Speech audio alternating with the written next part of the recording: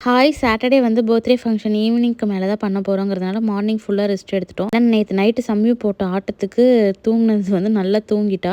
So இன்னைக்கு afternoon நான் தூங்க வச்சுட்டேன். ஏன்னா ஈவினிங் வந்து பர்த்டே வந்து செலிப்ரேட் பண்ண போறோம். எப்படியும் நைட் வரைக்கும் முழிச்சிருக்கணுங்கிறதுனால ஆஃப்டர்நூன் நல்லா தூங்க வச்சுட்டேன். ட்ரெஸ் கோட் வந்து கேர்ள்ஸ்க்கு வந்து ரெட் கலர், பாய்ஸ்க்கு வந்து பிளாக் கலர் சொல்லியிருந்தாங்க. ஸோ எல்லாருமே அதே மாரி ரெடி ஆயிட்டு வந்தது பார்க்க சூப்பரா இருந்தது.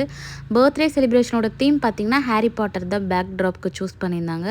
கேக்கும் அதுக்கேத்த மாரி கஸ்டமைஸ் பண்ணி ஆர்டர் பண்ணியிருந்தாங்க. பார்க்க ரொம்ப நல்லா இருந்தது கேக் அண்டு பேக் ட்ராப். தம்பிக்கு வந்து கேக் வெட்டிட்டு எல்லாருமே கிஃப்ட்ஸ் கொடுக்குறது, ஃபோட்டோஸ் எடுக்கிறது, நெக்ஸ்ட் அந்த ஜாப் தான் பண்ணிட்டு இருந்தோம். ஃபோட்டோஸ் யார் எடுத்திருந்தானா, என்னோட அக்காவோட அகாடமியில் எடுக்கிறவங்க தான்.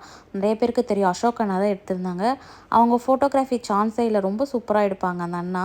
ஸோ சம்மியும் வந்து கொஞ்சம் ஃபோட்டோஸ்லாம் எடுத்து கொடுத்துருந்தாங்க. அப்புறம் நானும் வந்து ஃபேமிலியாக வந்து ஃபோட்டோஸ் எடுத்திருந்தேன். அப்பா அம்மா கூட, அக்கா கூட, ஹஸ்பண்ட், பாப்பா எல்லார் கூடயும் வந்து சூப்பராக ஃபோட்டோஸ்லாம் எடுத்துகிட்டு டின்னருக்கு வந்து மட்டன் பிரியாணி தான் வந்து சமைக்க சொல்லி ஆர்டர் கொடுத்துருந்தாங்க. செம்ம டேஸ்ட்டாக இருந்தது mutton biryani, 65 and prawn gravy நல்லா இருந்தது. ப்ரான்லாம் வந்து ரொம்ப சாஃப்டாக வெந்திருந்தது. அதுக்கப்புறம் வந்து எல்லாமே பேக் பண்ணிவிட்டு திருப்பி ஸ்விம்மிங் பூலுக்கு போங்கன்னு எல்லாருமே வந்து நைட்டு நான் வந்து சமயுக்கு தெரியாமல் ஆட்டம் போட்டுட்ருந்தேன். அதுக்கப்புறம் அம்மா வேணும்னு அடம் பண்ணி அவள் ஒரு 11 மேலே வந்து நைட்டு ஒரே ஆடம். அப்புறம் அவங்க பிக்மா வந்து சரி பரவாயில்ல விடுன்னு சொல்லி அவளை ஸ்விம்மிங் பூலுக்கு கூட்டிகிட்டு வந்துட்டாங்க. எனக்கு ஒரே பயம் ஃபீவர் வந்துருமோன்னு. அதுக்கப்புறம் கொஞ்ச நேரத்துலேயே அவளை தூக்கிட்டு மேலே போய் தூங்க வச்சுட்டேன்.